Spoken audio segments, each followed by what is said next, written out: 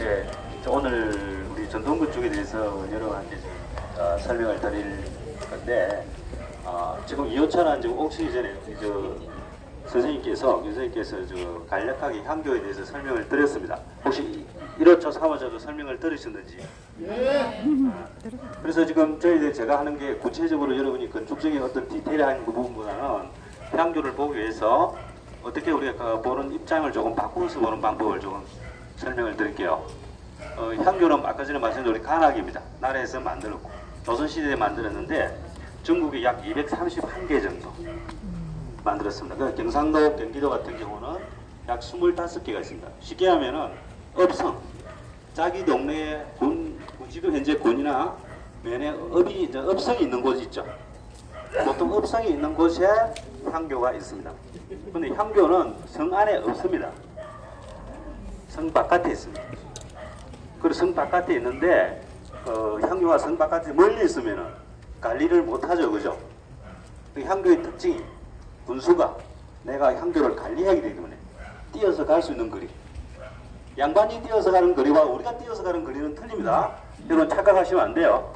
네, 그분들이 뛰는 거는 굉장히 빠릅니다. 한 1시간 이상 걸어야 되고, 네, 저희들은 한 10분만 가면 되는 거리겠지만은, 그래서 향교가 성 바깥에 있다. 보통 동쪽에 있느냐 서쪽에 있느냐 이게 굉장히 중요한 역할을 하는데 그거는 크게 문제되지 않는다. 아까 전에 저희 가이드 안내하시는 해설사님께서도 말씀했는데 실제 향교가 원자리에 있는 경우는 많지는 않다. 중간 과정에서 훼손되거나 상해에서 업성이 바뀌거나 그 위치가 바뀌었을 때 그 부분이 위치가 옮겨집니다. 지금 이때 향교도 마찬가지일 겁니다. 그 향교 주변에서 보면은 나중에 업성이 주변에 보여야 되고 그 위치가 가장 가까워야 되는데 그런 경우들이 찾아지면 동쪽에 있는 경우가 거의 있는데 서쪽에 있는 경우도 있다.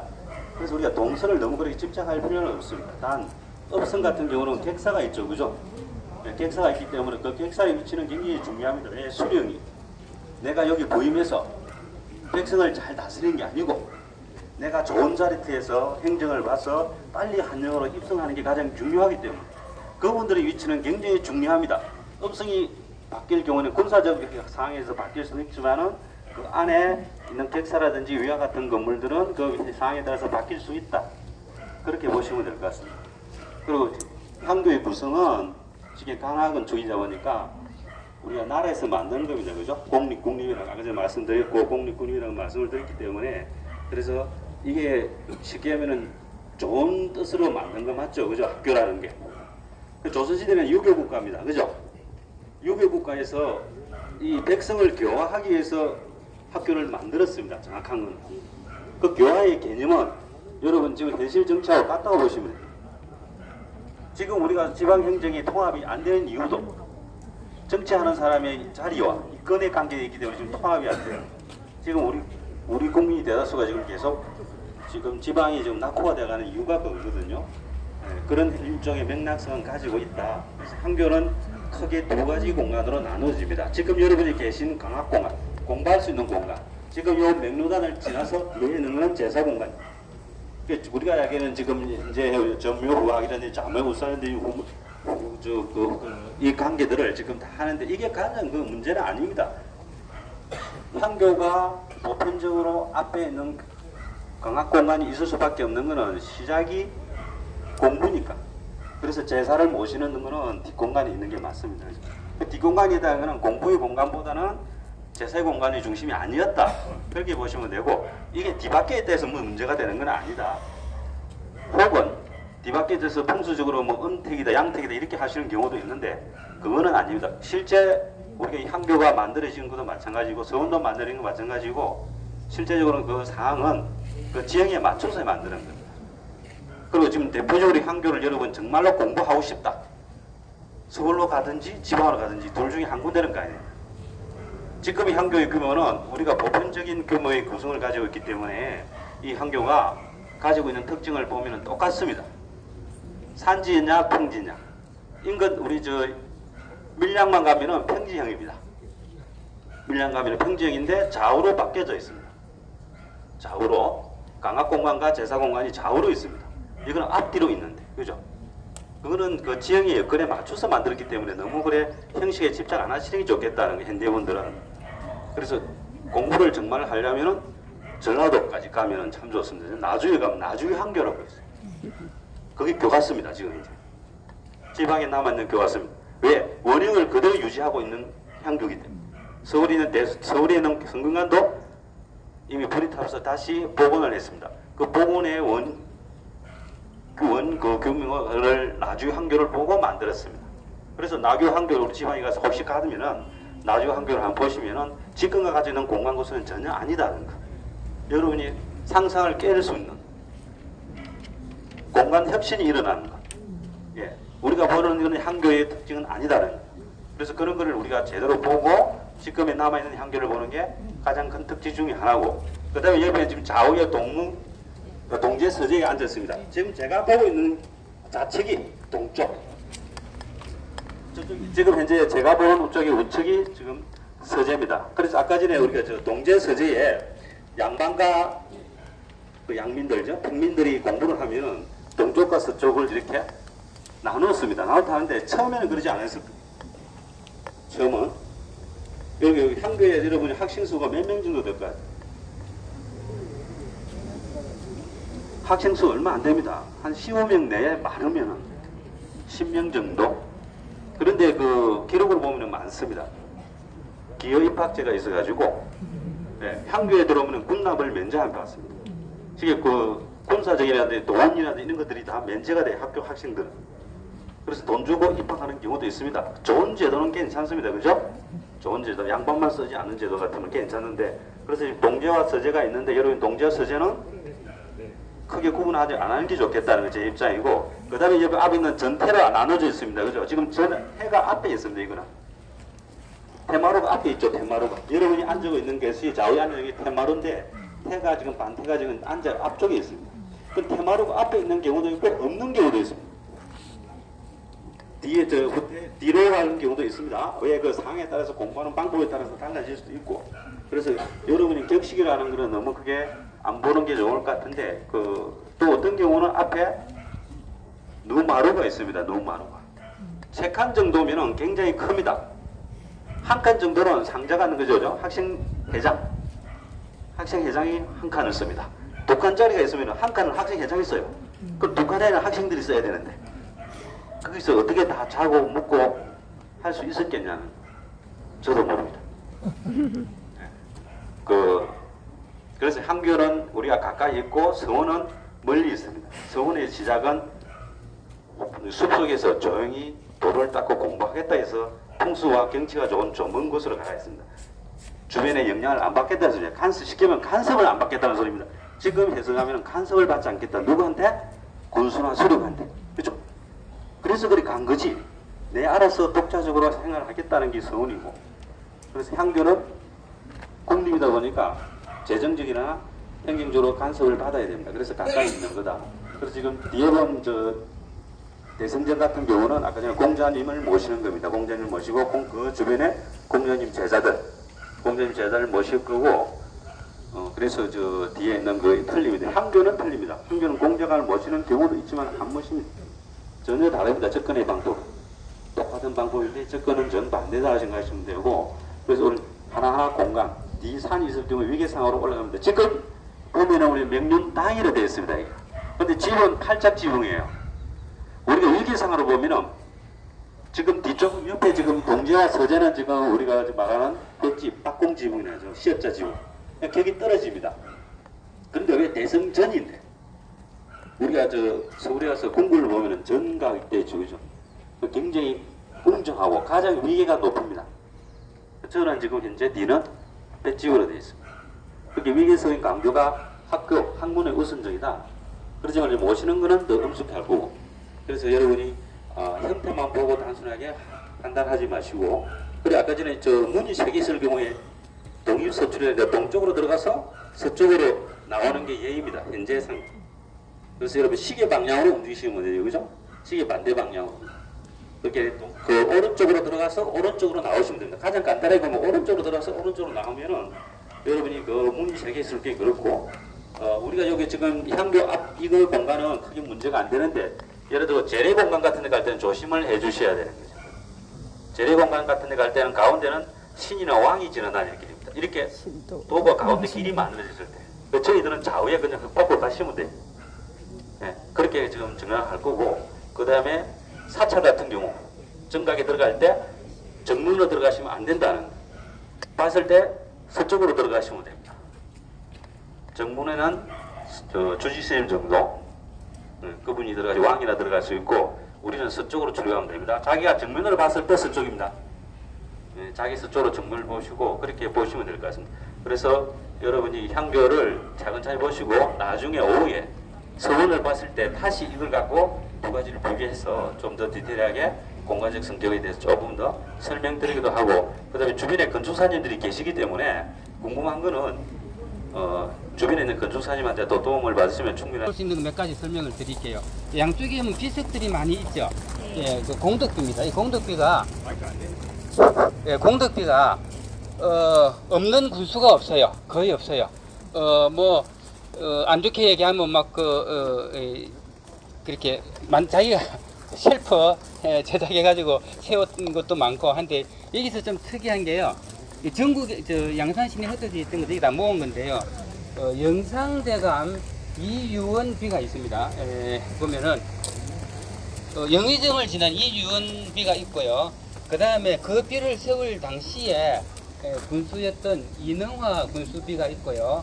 그 비를 세운 이유가 5년 전에 있었는데, 그 5년 전에 있었던 어윤중이죠. 예, 비가 있습니다. 그 세 개를 합쳐가지고 구포 복술비라고 해요. 무슨 말인가 하면은 1869년도에 양산이 그때 컸어요. 그때만 해도 부산, 북구, 구포가 전부 양산이었거든요. 구포에 감동창이 생기고 물류가 활발해지니까 거기에 수입이 군 전체 수입의 100배라고 그랬어요. 숫자적으로 100배인지 과장인 건지 모르겠는데, 어쨌든 거기에서 나오는 수입으로 우리 양산군민도 다 먹고 사는데, 동네부에서 한 단계 높죠. 동네부니까, 그죠? 동네부에서 욕심을 내가지고 구포를 떼어 가버렸어요. 1866년에. 그래서 5년 동안 투쟁을 해가지고 이러고 그때 다시 돌려받아요. 어떻게 받느냐면은 이 유림에서 대표로 사람을 보내가지고 임금님을 만나러 보내거든요. 그런데 우리가 지금 대통령 만나러 간다고 해서 만날 수 있겠습니까? 하여튼 어쨌든 해가지고 고생 끝에 돈은 다 떨어지고 이제 우리 사건을 좀 사고를 치자 해가지고 남산 봉수대에 올라가지고 불을 붙여버렸어요. 예, 그런데 말하자면 전쟁이 난 거죠. 온 발각 뒤집혀진 거죠. 요즘으로 치면은 이제 방송국 점령해가지고 전쟁 났다고 막 얘기하는 거랑 마찬가지. 예, 그래 잡혀가지고 했는데, 그 당시에 국사범으로, 보통 잡범이 아니니까 이유원 영의정이 신문을 했는데 들어보니 기가 차거든요. 이 참 순진하고 아는 거 없는 시골 선비가 겁도 없이 이렇게 해가지고, 그래서 근데 내용을 들어보니 또 기가 차요. 우리 양산 여체해서 해가지고 빨리 빼앗긴 구포를 찾으러 결국은 이 기가 찬 영의정 합학해서 다 용서해주고 구포까지 시간 얼마 보내고 구포 땅까지 다 돌려줬다 그래요. 그래서 그 은혜를 저기 보니까 영상대감 얘기 나오죠. 이합 유원 있죠, 그죠? 예, 그다음에 그 당시에 양산군수가 어윤중인데, 우리가 근대사 배우게 되면 어윤중이나 이름 굉장히 많이 나옵니다. 아주 개화파 중에서 갑신직밀 참여는 안 했지만은 개화파로서 하여튼 일본도 수신사로 갔다 오고 굉장히 많이 나오는 그분이 했고, 그 다음에 5년 후에 비석을 세웠는데 그 비석 세울 당시에 또 군수가 있는 거. 그래서 저쪽에 보면은 우리 잘 아는, 그러니까 제가 박물관에서 말씀드렸는데 안명의사 박문수의 그 비도 있어요. 예. 안명의사 박문수가 병조 판서를 할 때, 그때 안명의사 할 때는 아니고 당시 양산 군수가 아주 폭정을 했나 봐요. 공공을 마음대로 쓰고 백성들한테 그래가지고 탄핵을 해가지고 하시게 됐는데, 그게 고맙다고 암행의사 암행의사는 아니었죠 그때는. 암행의사 그 뒤에 하게 되는데 그런 비도 있고요. 그 다음에 여기 보면 또 찰방비가 있는데요. 급수는 종육품입니다. 양산 군수가 원래 군수 티어가 종사품이죠. 종상품으로 오기도 하는데, 근데 찰방은 요 옆에 우리 나중에 갈 송담수원 옆에 황산역이 있었어요. 아까 황산은 제가 말씀드렸죠. 이 역인데 요즘 같이 기차가 다니는 역이 아니고 말역입니다. 그러니까 말하자면 아까 마페 가진 사람이 역에 가서 이제 말 빌리고, 근데 그게 이제 국가기관통신망이에요. 급보가 있을 때는 거기서 파발을 보내고, 자, 여기서요 전쟁이 났을 때 그 급부를 갖다가 한양까지 전하는데 문서만 그 문서고 사람도 바꾸고 말도 바꿔가면서 역마다 가면서 말 바꾸고 사람 바꾸고 해가지고 계속 서울까지 가면 3일 걸렸다 그래요. 밤낮으로 달리면 3일 걸렸다 그래요. 봉수를 올리면 한 12시간 만에 가고 그 여기 이제 있었는데 그 약의 이제 책임자가 정육품 찰방은 이제 그 지역에 요즘으로 치면은 군부대를 생각하시면 될 것 같아요. 뭐 약간 다르긴 합니다만은 급수가 아무리 높지만 사치를 할 수가 없는 정부는 그러니까 군사 업무도 하고 정보도 하고 뭐 국가기관 정보도 하고 우리 여러분 저기 뭐 중요한 이야기는 아닙니다만 우리 춘향전 보면은 이도령이 나중에 이제 암행의사 돼가지고 암행의사 출두해 하고 나가죠. 그런데 난데없이 군사들이 막 뛰어나가요. 그 군사들이 그 지역 그 관할 군사는 아니겠죠. 그 군사들이 바로 이 역에 있던 찰방기하에 있던 그런 군사들을 사용했다 그래요. 예, 그렇습니다.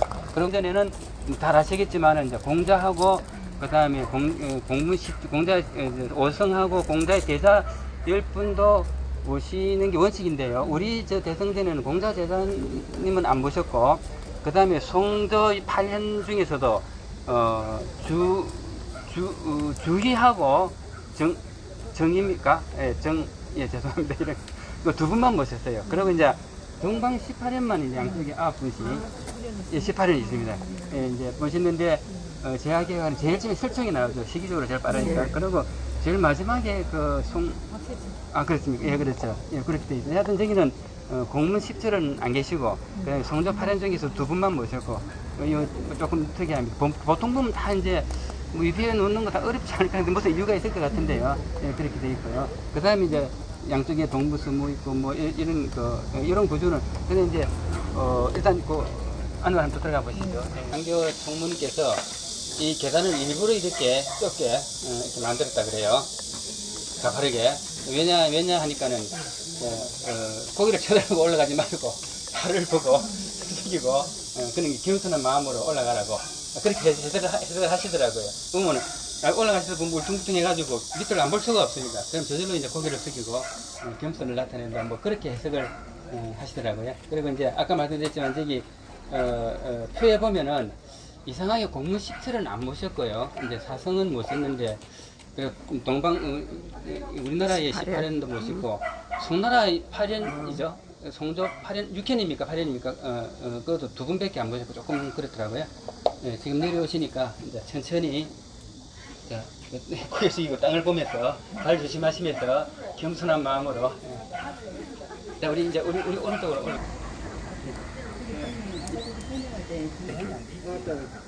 여기 그 안내선이 보면